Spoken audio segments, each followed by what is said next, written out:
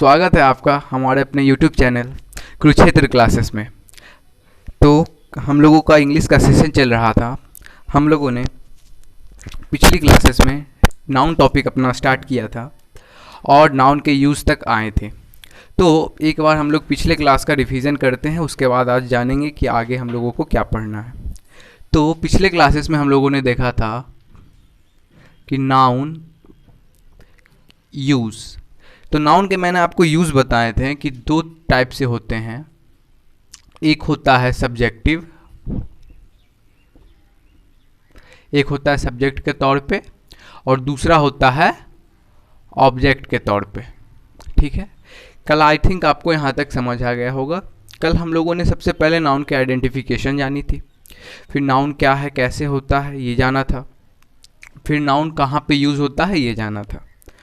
तो आगे बढ़ने से पहले मैं आप लोगों को एक चीज़ बताना चाहूँगा कि फ्रेज़ क्या होता है। आप लोगों ने बचपन में इस चीज़ का नाम सुना होगा, फ्रेज़। तो फ्रेज़ कुछ नहीं, it is a collection of word. It is a collection of words. ये जो है वर्ड्स के कलेक्शन को कहते हैं। अगर मैं आपको बोल दूं, इसे एक एग्जांपल के तौर पे मैं आपको देखना चाहूँ, तो मैंने बोला he bought a decent black car। मैंने बोला he bought a decent black car। ठीक है, तो आपको यहाँ पे पता है। खैर, अगर मैं इसे नाउन की तरह बनाने की कोशिश करूँ तो मैं इसे ही को हटा करके मैं यहाँ लिख देता हूँ राम। ठीक है, मैंने बोला Ram bought a decent black car. ठीक है, तो आपको पता ही होगा कि यहाँ जो राम है ये अपने आप में एक नाउन है। ठीक है, बाउट जो है एक वर्ब है। ठीक है, अब हमें पता करना है कि इन तीनों में, आपको ये पता है ये एक आर्टिकल है। ठीक है, अब इन तीनों में हमें पता करना है नाउन कौन है। तो अगर मैं डिसेंट ब्लैक को एक समय के लिए हटा दूँ, मैं इसे एक समय के लिए रिमूव कर दूं, तो मैं आपसे पूछता हूं राम बाउट व्हाट। तो आपने बोला राम बाउट अ कार, यानी कि ये जो कार है ये किसका रिप्लाई दिया, व्हाट का। और कल मैं आपको बता चुका हूं कि जो व्हाट का रिप्लाई दे वो क्या होता है, एक नाउन। तो यहाँ पे मुझे पता चल गया कि ये कार भी अपने आप में क्या है, एक नाउन है। ठीक है, तो अब हमें ये पता चल गई कि यहाँ पे राम नाउन है, बाउट वर्ब है, ए आर्टिकल है, और कार जो है यहाँ पे एक नाउन है। ठीक है, यहाँ पे राम जो है सब्जेक्ट का काम कर रहा है, कार जो है यहाँ पे एक ऑब्जेक्ट का काम कर रहा है। अब हमें ये पता करना है कि ये ब्लैक और डिसेंट क्या है, अब इनकी पार्ट्स ऑफ स्पीच क्या है। तो मैंने कल आपको बताया था कि जो नाउन में डिटेल्स ऐड करे उसे हम लोग एडजेक्टिव कहते हैं। तो यहाँ पे अगर आप ध्यान से देखें तो ये ब्लैक जो है ये तो नाउन में डिटेल्स ही ऐड कर रहा है। राम बाउट व्हाट, आपने बोला राम बाउट कार। चलिए ठीक है, राम ने क्या खरीदी, कार खरीदी, लेकिन कार कैसी खरीदी, तो आपने बोला ब्लैक। ठीक है, तो ये जो ब्लैक हुआ ये तो अपने आप में एक एडजेक्टिव हो गया, मैं इसे बोल दिया एडजेक्टिव। ठीक है, तो अब ये डिसेंट क्या है, तो ये ज़रूरी नहीं कि नाउन का एक ही एडजेक्टिव हो, वो कितने वे हो सकते हैं। तो अगर मैं ये बोल दूं कि Ram bought a black car, तो ये भी सही है। मैंने बोल दिया कि उसे और इम्फेसाइज मैंने कर दिया डिसेंट लगा करके, कि उस कार को और भी इम्फेसाइज कर दिया। जैसे कि मैंने उसे बोला कि वो एक कार है, बहुत ही अच्छी काली कार है, तो उसी के लिए वो जो अच्छी वर्ड जो आया यूज़ हुआ, उसी के लिए मैंने एक वर्ड यूज़ कर दिया डिसेंट। तो इसी डिसेंट ये भी एक एडजेक्टिव है, और ये एडजेक्टिव किसे क्वालिफाई कर रहा है, इस नाउन को, और ये भी एडजेक्टिव किसे क्वालिफाई कर रहा है, इस नाउन को। तो इससे हमें ये पता चल गई कि जो फ्रेज होता है अ कलेक्शन ऑफ वर्ड्स होता है। ठीक है, तो इससे हमें ये पता चल गई कि जो नाउन है उसके कितने भी एडजेक्टिव हो सकते हैं, उससे हमें कोई फ़र्क नहीं पड़ता है। ठीक है, तो अब हमें जानना है कि ये फ्रेज़, ठीक है, तो मैंने बोला कलेक्शन ऑफ वर्ड्स। ठीक है, अगर आप ध्यान से देखो तो यहाँ पर से डिसेंट ब्लैक कार एक कलेक्शन ऑफ वर्ड्स बन रहा है, तो मैं इसे बोल सकता हूँ फ्रेज। मैंने इसे क्या बोला, फ्रेज। ठीक, मैंने इसे फ्रेज बोल दिया। डिसेंट ब्लैक कार को। अब हमारी बात आती है कि ये कौन सा फ्रेज है। फ्रेज भी बहुत प्रकार से होते हैं, noun phrase, adjective phrase, adverb phrase, verb phrase, बहुत सारे होते हैं, प्रीपोजिशन फ्रेज। तो हमें पता करना है कि कौन सा फ्रेज है। अगर मैं आपसे पूछूं कि इस फ्रेज में सबसे मेन इंपॉर्टेंट रोल किसका है, क्या इस एडजेक्टिव का है, या फिर इस एडजेक्टिव का है, या फिर इस नाउन का है, तो आपने बोला ये तो बिल्कुल हो ही नहीं सकते, एडजेक्टिव तो नाउन में ही डिटेल ऐड करते हैं तो उसका तो मेन रोल हो ही नहीं सकता। तो मेन रोल किसका हुआ, नाउन का। तो अब हमें ये कह सकते हैं कि ये जो फ्रेज बना ये कैसा फ्रेज बना, नाउन फ्रेज। ठीक है, आई थिंक आपको ये फ्रेज समझ आ गई होगी, तो इसे आप कृपया नोट डाउन कर लें, इसके बाद आगे की चीज़ें हम लोग देखेंगे। तो मैंने आपको फ्रेज बता दिया कि ये फ्रेज क्या होती है। अब फ्रेज में ही अब मैं आपको बोलता हूँ कि ये जो फ्रेज होती है ये अपने आप में कुछ मीनिंग तो रखती है बट कंप्लीट मीनिंग नहीं रखती है। जैसे कि एक सेंटेंस जो होता है वो एक कंप्लीट मीनिंग रखता है। जैसे कि अगर मैं आपको बोलूँ सेंटेंस भी एक कलेक्शन ऑफ वर्ड है बट वो कंप्लीट मीनिंग रखता है। जैसे कि मैं आपको बोल दूँ कि अगर मैं आपको एक एग्जांपल दूँ कि राम इट्स अ मैंगो, ठीक है, तो ये देखिए ये भी कलेक्शन ऑफ वर्ड्स है। एक वर्ड है, दो वर्ड है, तीन, चार वर्ड्स का कलेक्शन, ये भी तो एक कलेक्शन है। साथ साथ ये एक सेंटेंस है। ठीक है, तो एक सेंटेंस और एक फ्रेज में डिफरेंस क्या होता है कि एक सेंटेंस में उसके अपने वर्ब होगी, उसका एक अपना सब्जेक्ट होगा और उसका एक अपना ऑब्जेक्ट होगा, तभी वो जाकर के एक सेंटेंस बनती है। बट फ्रेज जो होता है ना तो ही उसमें अपना एक सेंटेंस ना ही तो अपना उसमें अपना एक सब्जेक्ट होता है और ना ही उसे उसमें अपना एक ऑब्जेक्ट होता है और ना ही उसमें अपना वर्ब होता है। जैसे कि मैं आपको अभी मैंने जो पहले वाला एग्जांपल लिया, अगर मैं उसे ही देखूं, मैंने बोला Ram bought a decent black car.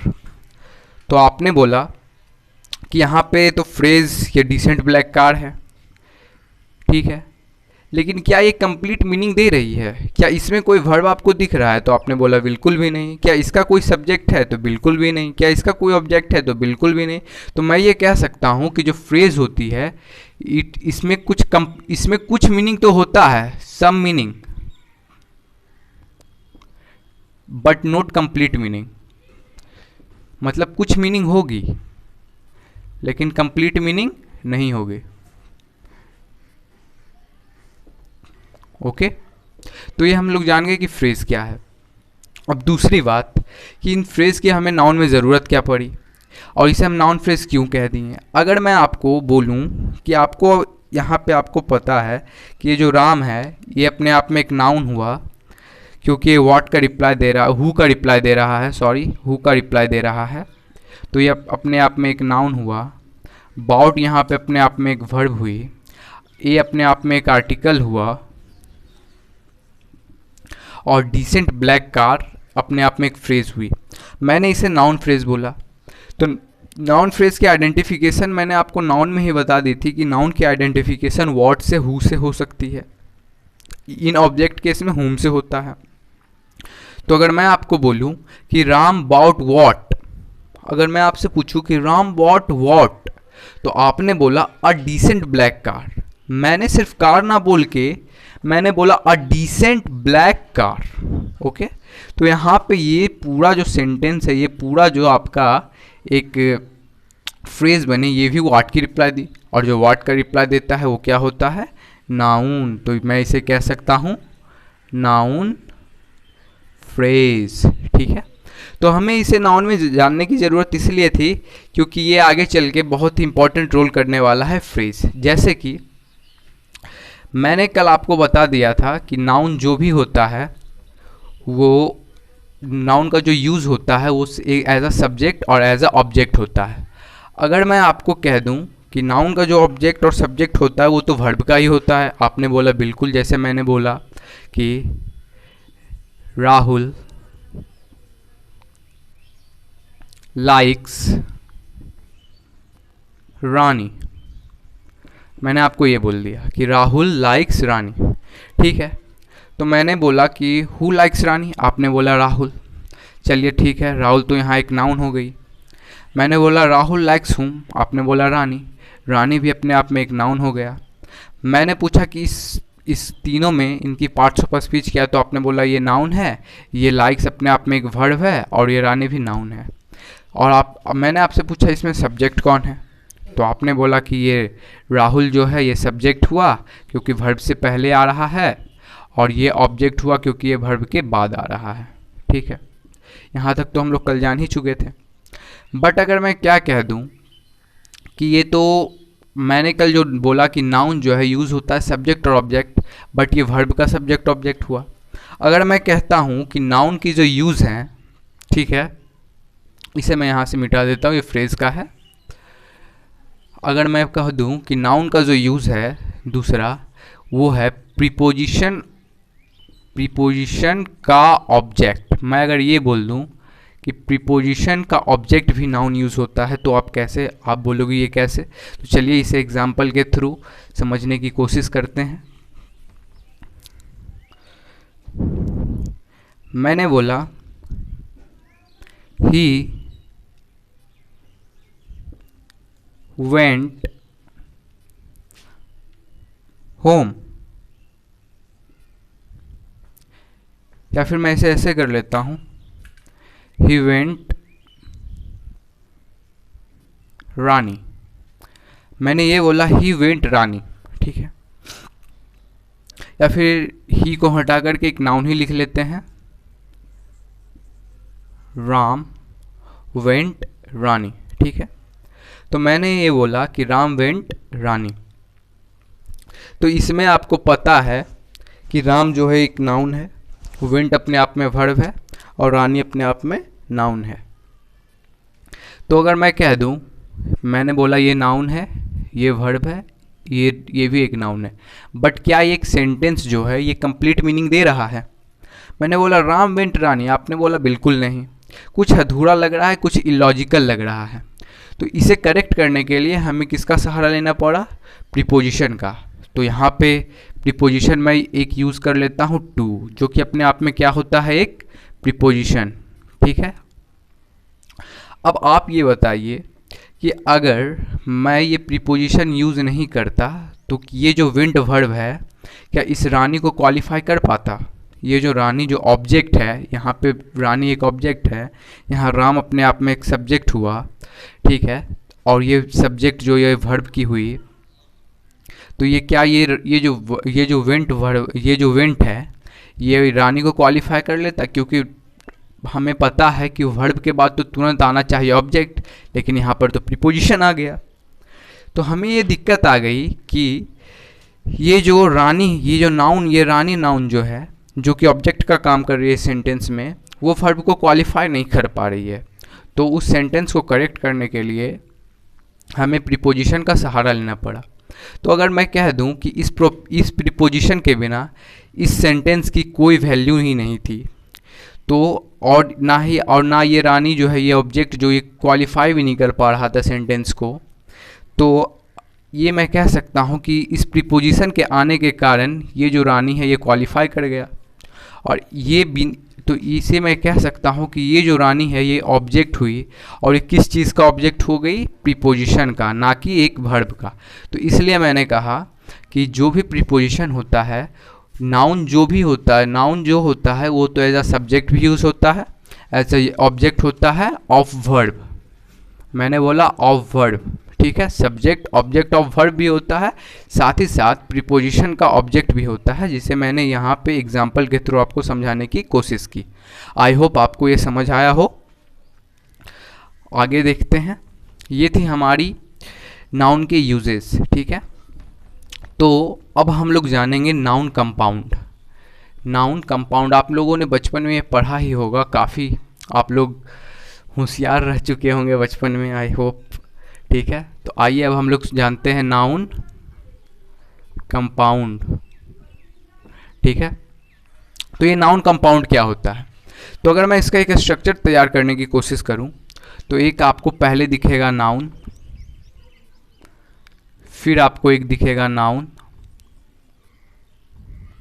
फिर आपको ये दोनों मिलके एक नाउन बनाएंगे जिसे हम लोग नाउन कहते हैं, और ये दोनों नाउन मिलके एक नाउन बनाते हैं जिसकी मीनिंग जो होती है वो डिफरेंट होती है। मैं बोल रहा हूँ मीनिंग डिफरेंट। ओके, तो ये कैसे होता है? अगर मैं आपको बोलूँ गोल्ड, गोल्ड भी अपने आप में एक नाउन है। फिर मैं बोलता हूँ रिंग,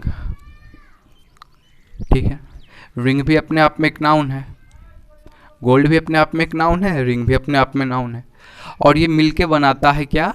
गोल्ड रिंग। ओके, तो फिर हम लोगों ने यहाँ जाना कि एक गोल्ड प्लस रिंग मिलके बना दिया एक गोल्ड रिंग, जो कि अपने आप में ये एक कंपाउंड की तरह ट्रीट होता है और ये एक बन जाता है नाउन कंपाउंड गोल्ड रिंग। उसी तरीके से आइस प्लस क्रीम,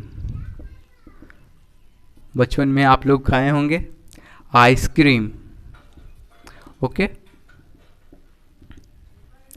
तो यहाँ आइस भी एक अपने आप में नाउन होता है, एक क्रीम भी अपने आप में एक नाउन हुई, और ये दोनों मिलके एक नाउन तैयार किए जिसे हम लोगों ने क्या कहा? Noun compound ice cream. बट अगर मैं यहाँ ध्यान से देखूँ तो क्या ऐसा हो सकता है कि चलिए मैं तो मान लिया कि ये दोनों एक नाउन है, ये दोनों मिलके एक नाउन बनाए जिसे हम लोगों ने नाउन कंपाउंड कहा, ठीक है, लेकिन क्या ये जो आइस है और ये जो गोल्ड है, क्या ये सच में नाउन का काम कर रहा है? अगर मैं ध्यान से देखूं तो मैं आपको पहले ही बता चुका हूं कि जो व्हाट का रिप्लाई दे वो नाउन होता है। अगर मैं इसे एग्जाम्पल के थ्रू समझने की कोशिश करूं, मैंने बोल दिया I have a gold ring for you. मैंने बोल दिया I have a gold ring for you, ठीक है। और मैं आपसे अगर पूछता हूँ, चलिए इसे नाउन की तरह ही बनाते हैं, मैंने बोल दिया Ram have a gold ring for you, ठीक है। अगर मैं पूछता हूँ राम हैव व्हाट, आपने बोला रिंग, ठीक है, तो यहाँ पे अगर आप देखोगे, अगर मैं इस गोल्ड को हटा दूँ तभी भी ये सेंटेंस बिल्कुल सही होगी। राम हैव व्हाट, आपने बोला रिंग, ठीक है, तो मैंने बोल दिया कि राम हैव अ रिंग, तो ये अपने आप में एक नाउन हुआ क्योंकि व्हाट का रिप्लाई दे रहा है। मैंने इसमें जोड़ दिया गोल्ड, ध्यान दीजिएगा यहाँ पे मैंने इसमें क्या जोड़ दिया? गोल्ड, ठीक है। तो अब ये क्या हो गया? आई राम हैव व्हाट, आपने बोला गोल्ड रिंग, ओके, तो यहाँ पे ये रिंग तो अपने आप में नाउन हुआ, और ये जो गोल्ड हुई ये नाउन को क्वालिफाई कर रहा है, नाउन की विशेषता बतला रहा है, इसलिए, और जो नाउन की विशेषता बताता है उसे हम लोग क्या कहते हैं? एडजेक्टिव। तो यहाँ पे गोल्ड एडजेक्टिव हुआ, ना कि नाउन, ठीक है। तो मैं आपको यही कहना चाह रहा था कि ये जो नाउन कंपाउंड होता है ये ट्रीट तो होता है नाउन की तरह ही, बट इसमें एक जो होती है वो एक ही नाउन होती है जिसे हम लोग मेन नाउन कहते हैं, जिसे हम लोग क्या कहते हैं? Main noun. और दूसरी जो नाउन होती है, जो पहले वाली नाउन होती है, वो किस चीज़ का काम करती है? एडजेक्टिव का। जैसे कि आइसक्रीम है तो क्रीम है, कैसी है? आइस की है, तो वो एक कंपाउंड बनाता है जिसे हम लोग नाउन कंपाउंड कहते हैं, ठीक है। तो ये हुआ हमारा नाउन कंपाउंड। और ये जब एक कंपाउंड बनाता है, अगर मैं इसका प्लूरल करने, ये आपको भी पता है कि ये क्या है? सिंगुलर फॉर्म में है। तो आइए अब हम लोग जानते हैं कि इसका प्लूरल कैसे करेंगे।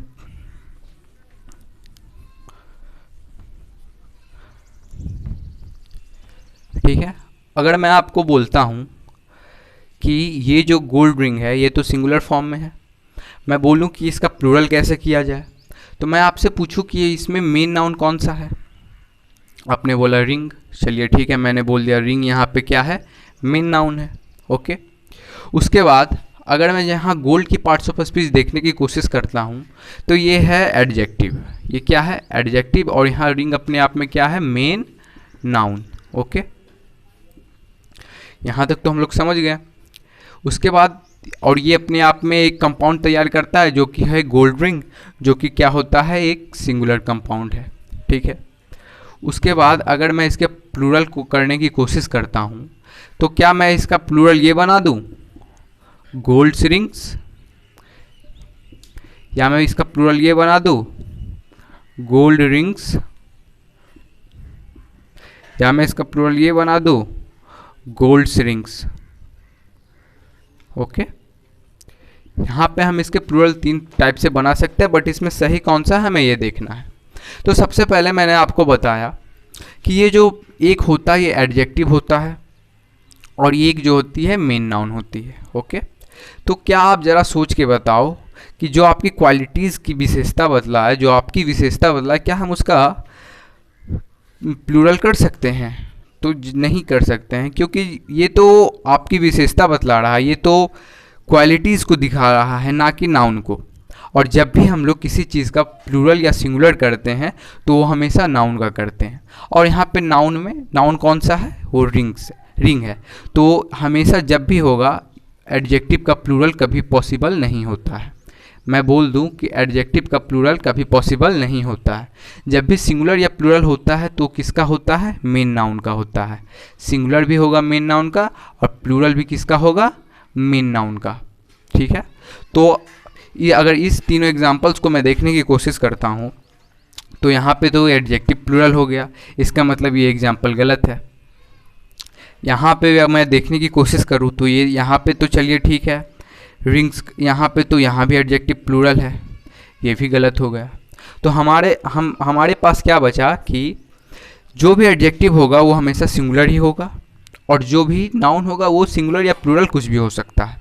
तो मैंने देखा कि ये जो है नाउन यहाँ पे सिंगुलर है, यहाँ पे प्लूरल है और यहाँ पे एडजेक्टिव सिंगुलर है।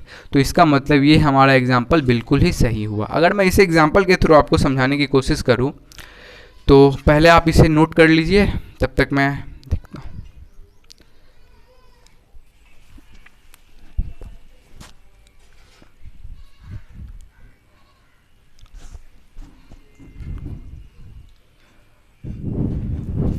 ओके,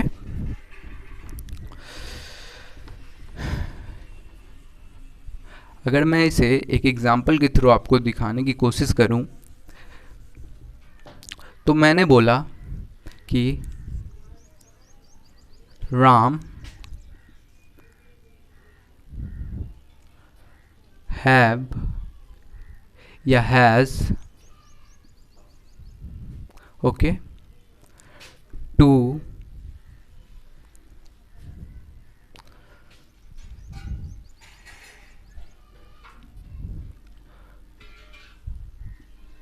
गोल्ड रिंग या gold rings for Rani. Okay, तो आप हमें बताइए कि यहाँ पे क्या आएगा, हैज़ आएगा या हैव आएगा, गोल्ड रिंग आएगा या गोल्ड रिंग्स आएगा, फॉर रानी है। ओके, तो अगर मैं इस सेंटेंस को, इस एग्जाम्पल को देखने की कोशिश करता हूँ, ठीक है, तो मैं यहाँ देख सकता हूँ कि राम अपने आप में एक नाउन है। ओके, और ये कैसा नाउन है, सिंगुलर नाउन है। ठीक है, तो मैं इसे क्या कंसीडर कर रहा हूँ, सिंगुलर। ठीक है, और यहाँ पे हैज़ और हैव अपने आप में एक वर्ब है। टू अपने आप में एक काउंटिंग नंबर है या काउंटिंग वर्ड, मैं इसे कह सकता हूँ काउंटिंग वर्ड। ओके, टू अपने आप में क्या है, एक काउंटिंग वर्ड है। ठीक है, वो कैसा काउंटिंग वर्ड है, सिंगुलर या प्लूरल? तो आपने बोला प्लूरल, क्योंकि ये एक को तो दिखा नहीं रहा, ये तो बहुत दो को दिखा रहा है, और जो एक से ज़्यादा को दिखाता है वो प्लूरल होता है। तो यहाँ पे टू जो है काउंटिंग वर्ड है, वो कैसा वर्ड है, प्लूरल वर्ड है। तो पहले अगर हम, और यहाँ पे जो गोल्ड रिंग है ये अपने आप में एक नाउन कंपाउंड है।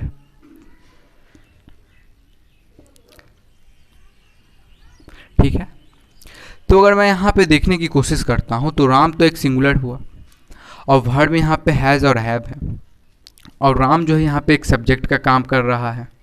तो सबसे पहले मैं आपको बता दूँ कि अगर वर्ब अगर सब्जेक्ट सिंगुलर हो तो वर्ब भी हमेशा सिंगुलर ही आता है, और हैव वर्ब तो प्लूरल होता है, तो क्या आना चाहिए, हैज़। ठीक है, अब यहाँ पे काउंटिंग वर्ड हो गई प्लूरल, अब प्लूरल जो काउंटिंग वर्ड है ये किसके लिए आएगी, ये तो गोल्ड रिंग्स के लिए आएगी, ठीक है, ना कि गोल्ड रिंग के लिए, क्योंकि गोल्ड रिंग तो सिंगुलर होता है और गोल्ड रिंग क्या होता है, प्लूरल।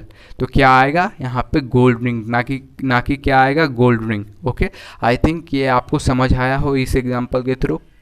मैं अगर एक और एग्जांपल लूँ, मैंने बोला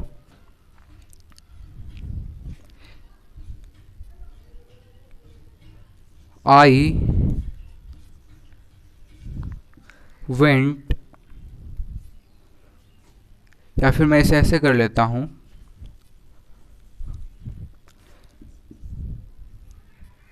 टॉम एंड जेरी हैव या हैज टू ब्लैक, या फिर मैं इसे ऐसे कर लेता हूँ, टू गोल्ड चेन्स, ठीक है। तो अगर मैं इस एग्जांपल को देखने की कोशिश करूँ तो आप देखोगे कि टॉम अपने आप में एक नाउन है, एंड अपने आप में कंजंक्शन होता है जो कि दो नाउन, प्रोनाउन या दो किसी भी सब्जेक्ट या ऑब्जेक्ट को जोड़ता हो। जेरी भी अपने आप में एक नाउन ही है, हैव और हैज़ अपने आप में वर्ब हुआ, टू अपने आप में मैंने बताया काउंटिंग वर्ड है, ये CW काउंटिंग वर्ड है, ठीक है, और गोल्ड चेन्स अपने आप में एक नाउन कंपाउंड है। तो ठीक है, यहाँ पे टू एक प्लूरल है, प्लूरल काउंटिंग वर्ड है, तो इसके अकॉर्डिंग गोल्ड चेन्स आया जो कि अपने आप में एक प्लूरल है। चलिए ठीक है, अब हमें देखना है कि ये जो वर्ब है ये सिंगुलर आएगा या प्लूरल आएगा। तो टॉम अपने आप में एक नाउन हुआ, जेरी अपने आप में एक नाउन हुआ, ठीक है, और इस दोनों को ये एंड जोड़ रहा है। तो अगर मैं आपको बोलूं कि एक और एक, मैं क्या बोल रहा हूं, एक और एक, ठीक है, ये मिलके क्या बने, दो, ठीक है। तो ये जो एक कंपाउंड तैयार हो रहा है ये भी एक नाउन कंपाउंड ही है, ठीक है। और ये कैसा कंपाउंड हो गया, जैसे कि यहाँ पे राम सिंगुलर कंपाउंड था, लेकिन ये टॉम एंड जेरी, अगर मैं पूछूं who have two gold chains, तो आपने बोला, आप क्या बोलोगे, टॉम, नहीं, तो आप, या फिर जेरी, बिल्कुल नहीं, तो आप क्या बोलोगे, टॉम एंड जेरी। तो मैं यहाँ से कह सकता हूँ कि ये टॉम एंड जेरी जो है व्हाट का रिप्लाई दे रहा है, तो इसका मतलब ये दोनों क्या होगा, नाउन। टॉम एंड जेरी, अब जब जो व्हाट का रिप्लाई दे वो तो क्या होता है, नाउन, ठीक है। लेकिन क्या ये पूरा नाउन है, बिल्कुल भी नहीं। यहाँ एक नाउन है, यहाँ दो नाउन है, और बीच में ये जो एंड है ये कंजंक्शन है, और कंजंक्शन क्या काम करता है, दो चीज़ों को जोड़ने का काम करता है, या तो वो नाउन हो या वो प्रोनाउन हो या फिर वो कुछ भी ऐसा हो, सेम यूनिट होना चाहिए, जैसे ये नाउन है तो ये भी नाउन ही होना चाहिए, उसे जोड़ने का काम क्या करता है, कंजंक्शन, ठीक है। तो मैं यहाँ से कह सकता हूँ कि ये जो टॉम और ये जेरी है ये नाउन 1 है, ये नाउन 2 है, और इसे जोड़ रहा है कंजंक्शन। तो ये एक नाउन कंपाउंड तैयार हुआ, और ये कंपाउंड कैसा हुआ, सिंगुलर या प्लूरल, तो ये सिंगुलर नहीं, ये कैसा हुआ, ये प्लूरल कंपाउंड हुआ। अब प्लूरल कंपाउंड के साथ कैसी वर्ब आनी चाहिए, प्लूरल वर्ब आनी चाहिए, तो इसके साथ क्या आ जाएगा, हैव। ओके, आइए आगे देखते हैं। ये तो हो गई हमारी छोटी छोटी नाउन कंपाउंड्स की बात। एक नाउन कंपाउंड होता है जिसे हम लोग बहुत बार देखे हैं, और उसकी प्लूरल करने में हमें बहुत मुश्किल परेशानी आती है, और एग्जामिनर कई बार उसमें हमें एरर देता है, और जो कि और अगर हमें उसके बारे में पता ना हो तो हमारा 2 नंबर जो है आराम से चला जाता है। मैं बोलता हूँ, और वो नाउन कंपाउंड आपने बहुत देखा होगा, सन इन लॉ। ओके, ये भी अपने आप में एक नाउन कंपाउंड है। तो अगर मैं आपको बोल दूं कि ये क्या है, सन इन लॉ, ठीक है, अगर मैं इसकी हिंदी करने की, सन इन लॉ का मतलब तो दामाद होता है, आपको भी पता है, लेकिन मैं अगर इसको हिंदी करके देखने की कोशिश करूं तो इसका हिंदी क्या बनेगा, सन का मतलब बेटा, इन का मतलब मैं, लॉ का मतलब कानून, तो कानून में बेटा, तो हिंदी मीनिंग तो इसकी बिल्कुल ही लॉजिकल हो जाएगी। दूसरी बात कि अगर मैं इसका प्लूरल करने का कोशिश करता हूँ, ये आपको भी पता है ये सिंगुलर में है, अगर मैं इसका प्लूरल करने की कोशिश करूँ तो इसके प्लूरल मैं देखता हूँ कितने टाइप से बन सकते हैं।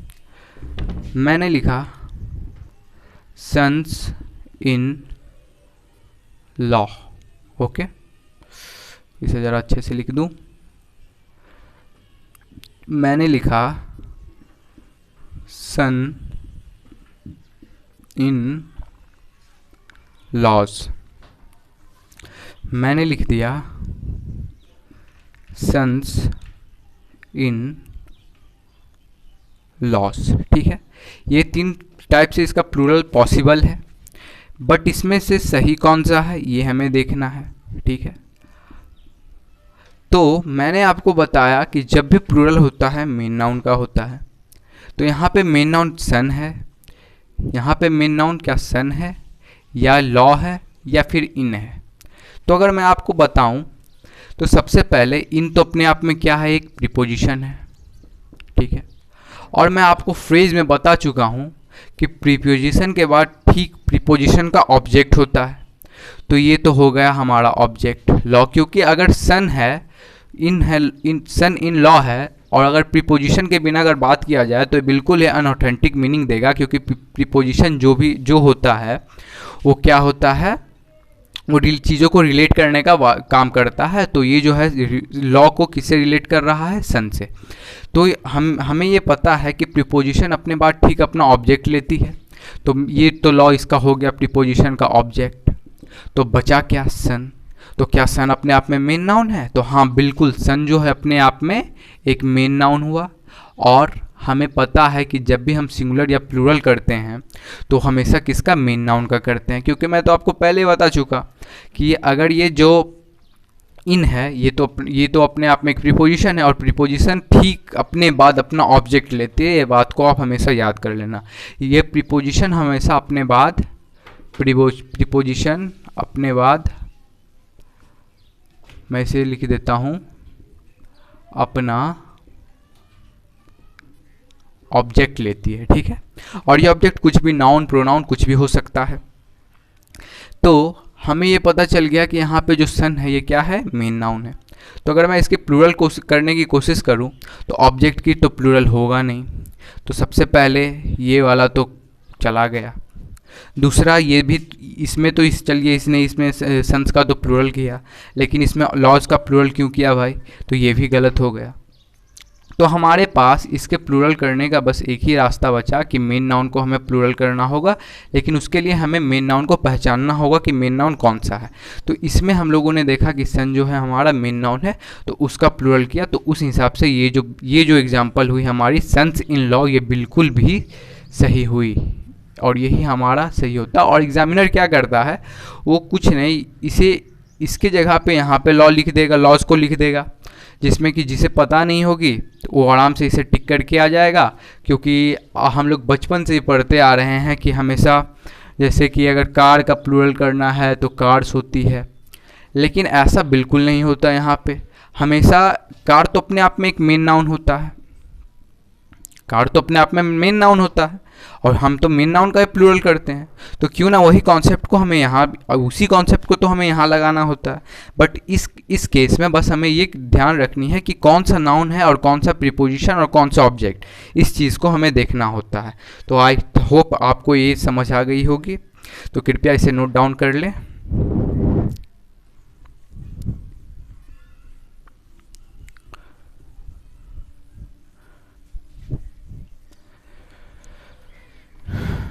ठीक है, तो आज हम लोगों ने क्या जाना कि जो नाउन का यूज़ होता है, सबसे पहले हम लोगों ने नाउन का यूज़ जाना as a subject, as a object. फिर हम लोगों ने जाना कि नाउन का यूज़ प्रीपोजिशन का ऑब्जेक्ट के तौर पे भी होता है। फिर हम लोगों ने फ्रेज जानी। फिर हम लोगों ने जाना कि नाउन कंपाउंड क्या होता है, कैसे दो नाउन मिलकर के एक नाउन कंपाउंड बनाते हैं। फिर हम लोगों ने ये भी जाना कि नाउन कंपाउंड का प्लूरल और सिंगुलर कैसे किया जाए। तो हमारा ये नाउन कंपाउंड था। अब हम लोग आगे की ओर बढ़ेंगे, और अब हम लोग आगे की ओर बढ़ने से पहले आपको मैं बोल दूं कि अगर हमारा चैनल अभी तक सब्सक्राइब ना किया है तो कृपया सब्सक्राइब कर लें। ठीक है, और इस सेशन में आपको इंग्लिश ग्रामर,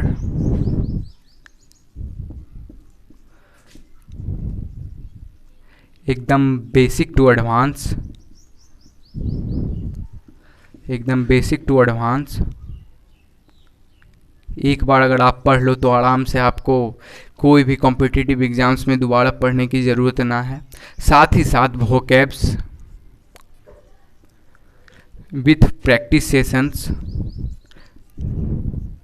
मिलने वाला है। ओके, जैसे ही हम लोग नाउन टॉपिक ख़त्म करेंगे, हम लोग नाउन के प्रैक्टिस सेशंस में आ जाएंगे।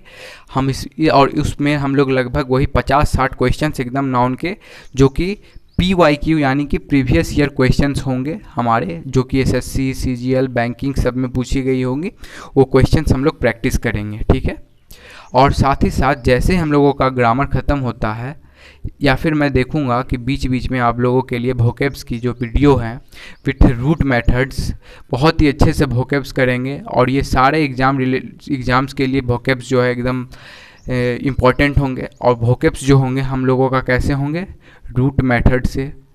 ठीक है, साथ ही साथ एग्ज़ाम बेस्ड होंगे, मैं इसे बोल रहा हूँ एग्ज़ाम बेस्ड होंगे, कि जितना एग्ज़ाम में आता है एकदम सटीक हम लोग पढ़ेंगे। और ये जो प्रैक्टिस सेशंस होंगी, इसकी PDF आपको हमारे डिस्क्रिप्शन में, हमारे टेलीग्राम ID पे मैं जल्द से जल्द टेलीग्राम ग्रुप बनाने जा रहा हूँ, उसमें आप लोगों को इसकी प्रैक्टिस सेशंस की PDF मिल जाएंगी। साथ ही साथ आपके प्रैक्टिस सेशंस हमारे यहाँ भी, मैं उसके प्रैक्टिस सेशन सारा के सारा करवा ही दूँगा। और ये सारे प्रैक्टिस सेशंस हमारे PYQ होंगे, जो कि हमारे SSC, बैंकिंग और अदर एग्ज़ाम से पूछे गए सवाल होंगे। तो आई होप आपका सेशन अच्छा रहे होगा। अगले क्लास में आपको ये सेशन अच्छा लगा हो। अगले क्लास में हम लोग नाउन काइंड्स के बारे में पढ़ेंगे, जो कि अपने आप में काफ़ी बड़ा टॉपिक है।